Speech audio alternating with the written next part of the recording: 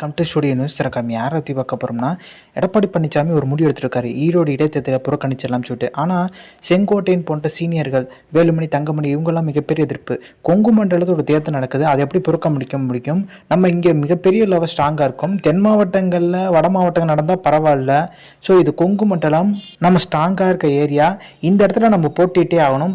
மொத ஈவேரா திருமகன் பார்த்தீங்கன்னா 44% வாக்கு வாங்கி தான் ஜெயிச்சிருந்தாரு. அதுக்கப்புறம் இடைத்தேர்தல் அவர் மறைவுக்கு அப்புறம் EVKS இளங்கோன்றாரு 63% கிட்டத்தட்ட 20% பார்த்தீங்கன்னா மேலே வாங்கியிருந்தாரு. ஸோ வாக்கள் வாங்கியிருந்தாரு. ஸோ இப்போ இடைத்தேர்தலில் பார்த்தீங்கன்னா திருப்பியும் இந்த கொங்கு மண்டலத்தில் மிகப்பெரிய லெவலில் பார்த்தீங்கன்னா அடி விழுந்துருமோ பயம். ஏன்னா இப்போ இரட்டை இலை சின்னத்துக்காண்டி பார்த்தீங்கன்னா OPSோட மல்லு கட்டிட்டு இருக்காரு எடப்பாடி பழனிசாமி.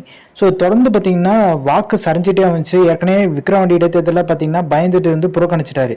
அப்படியே புறக்கணிச்சுட்டே போயிட்டு இருந்தா ஸோ நம்ம தொண்டர்கள்லாம் பார்த்தீங்கன்னா மாற்றுக் கட்சிக்கு போகிறதுக்கான வாய்ப்பு இருக்குது. அதே மாதிரி தொண்டர்களை கூப்பிட்டு திண்டுக்கல்லில் பார்த்தீங்கன்னா திண்டுக்கல் சீனிவாசன் பேசியிருக்கானா, இந்த மாதிரி உங்களுக்கு கவனிப்போம், நீங்கள் கொஞ்சம் பொறுமையாக இருங்கன்ற மாதிரி.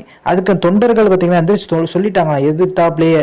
அதாவது உங்களுக்கு எடப்பாடி பழனிசாமி எல்லாம் கவனிக்கிறாரு, MLAக்களுக்கு மாவட்ட செயலாளர் எங்களுக்கெல்லாம் யாருமே கவனிக்கல, நம்ம ஆட்சியை வந்தாலும் உங்களுக்கு கவனிப்பு உறுதின்ற மாதிரி வாக்குறுதி கொடுத்தாலுமே பெரிய லெவலில் எல்லாருமே விஜய் கட்சிக்கு போகிறதுக்கான முயற்சி நிறைய பேர் எடுத்துகிட்டு வரதா சொல்லிட்டாங்க. ஸோ இந்த இன்ஃபர்மேஷன் பிடிச்சா லைக் ஷேர். தேங்க்ஸ் ஃபார் வாட்சிங்.